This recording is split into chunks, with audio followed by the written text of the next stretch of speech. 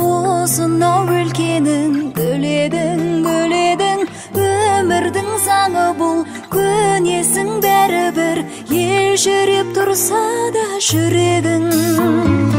Әкешің дарашың, ақ жүрек анашың, жүрмейді қызым деп жаныңда өсірген ауылың, ағайын бауырың, қол бұлғап қалуда соңыңда. Бағың жансын барған жеріңде, айналасың аппақ келінге, арға сүйер азаматыңмен, бақытты болшы бұл өмір.